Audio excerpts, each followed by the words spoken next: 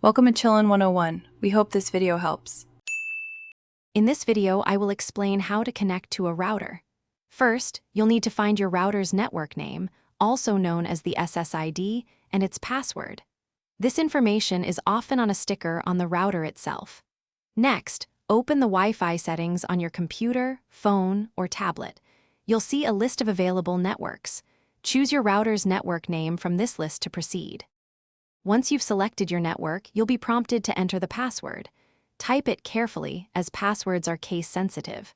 After entering, click Connect or Join.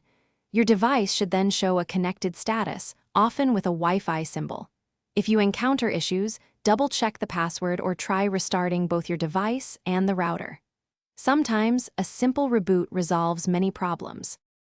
For a more stable and often faster connection, you can use an Ethernet cable.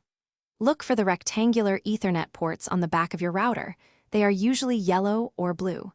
Take one end of an Ethernet cable and plug it firmly into an available port on the router. Then, connect the other end of the cable into the Ethernet port on your computer or gaming console. Your device should automatically detect the wired connection.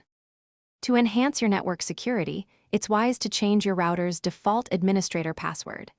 This prevents unauthorized access to your settings. Also, placing your router in a central location, away from obstructions, can significantly improve your Wi-Fi signal strength throughout your home. For other great deals, and to check out those darn tough socks with a lifetime warranty, make sure to look at the links in the description below.